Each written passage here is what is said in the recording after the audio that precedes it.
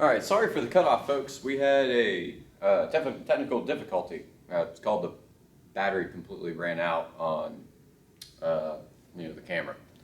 So let's actually pick up right where we left off. Now in the prior video we took a look at the derivation of the differential equation when we were considering series elements. So when we consider this with parallel elements, it's very, very similar, but instead of using KVL, we use KCL. Because, of course, with parallel elements, all the voltages are the same, no matter whether we're looking at a resistor, inductor, or even a capacitor. But the currents are different. So let's start off with that. And when we start off with the KCL equation, IC of t plus IR of t plus IL of t is going to be equal to our source current. Now, when we're considering the capacitor voltage, every single voltage that we look at in terms of the current voltage characteristics of each element is going to be the same. And due to that notion, as soon as we expand that KCL equation, the entire equation is already in terms of one variable and one unknown.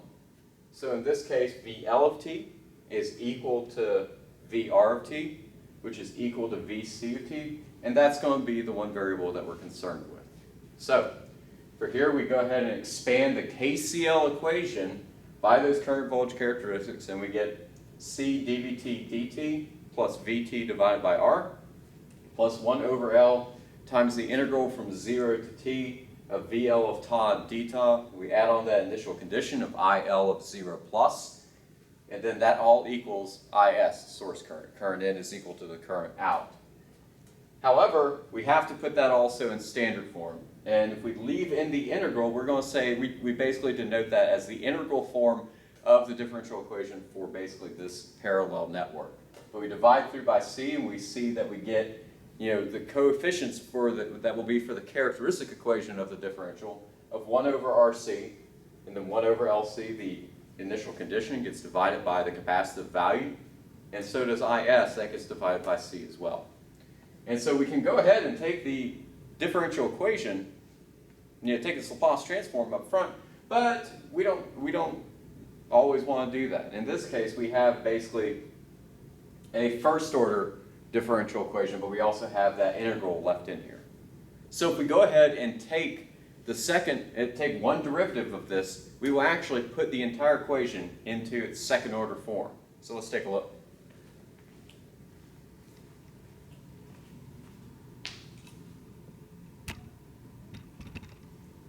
So when we take the derivative of the prior equation of the integral form, sure enough, we get d squared v of t dt squared plus 1 over rc dvt dt plus 1 over lc v of t, and that's going to be equal to 0.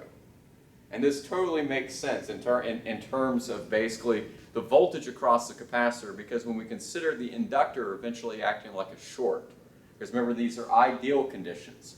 So in that case, that short is going to drive that capacitor's voltage to basically be 0 volts in steady state. So in this case, we have a second order differential equation, and we can actually go ahead and take its Laplace transform as well. But the nice thing is that no matter whether we're looking for what I like to call the derivative form or utilizing the integral form, we actually come up with the exact same solution once we've actually taken the Laplace transform, solve for V of s or I of s, and then we go ahead and basically do the partial fraction expansion of V of s or I of s, and then solve for those coefficients, and then from there actually put our solution back into the time domain. But either way actually gives us the exact same solution. We're going to be seeing a lot of examples, and you guys are going to have a lot of homework to work on, in which you're going to get really, really used to these types of problems. Now, if we're looking for the inductor current, now remember with KCL, current in is equal to the sum of the currents out. So in that case, each current in parallel networks actually are going to be different than for one element to the other. So in this case, if we look at that KCL equation, by default we have one equation, 3 unknowns. Now when we looked at the series elements, we basically had one KVL equation in which we actually had 3 unknowns for those voltages. Sum of all voltages around the closed loop are equal to 0. Same thing with KCL. Conversely, sum of all currents are equal to 0. Sum of all current in is equal to sum of all current out. Now, let's take a look here. We already have what we're looking for, the inductor current in this equation, IL of t. So we want to keep that variable. But if we look at IR of t and IC of t, maybe we could actually go ahead and expand those by their current voltage characteristics, and sure enough, that's exactly what we're going to do. So IC of t, we substitute in C dVCT dt. Here for the resistive current, we have VR of t over R, and then we have IL of t, and that equals to IS. So just like we substituted basically the current voltage characteristic within the series elements here, now we're actually going to substitute in the current voltage characteristic of VL of t, because VL of t is equal to VC of t and also equal to VR of t. So we can do that and effectively substitute in basically this same variable of IL of t and manipulate the equation into all of the inductor's current. Now in that case, once we do that, we immediately set up a second order differential equation. Now look at this.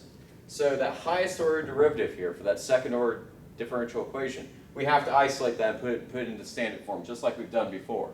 But look what happens here. When we divide through by LC, sure enough, the next lowest order derivative is going to have a coefficient of 1 over RC.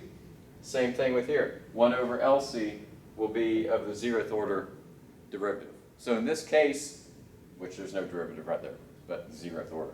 But in this case, 1 over LC and 1 over RC, that actually proves out too that even the current, its characteristic equation, is actually going to have the same form as the voltage. So those coefficients 1 over RC, 1 over LC actually are contained through either equation.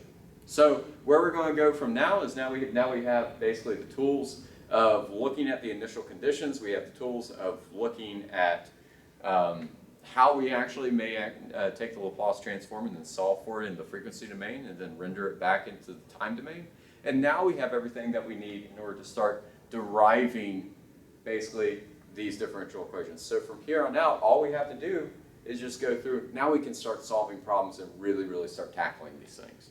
Yeah, that's where we're going to next. All right, see you next time.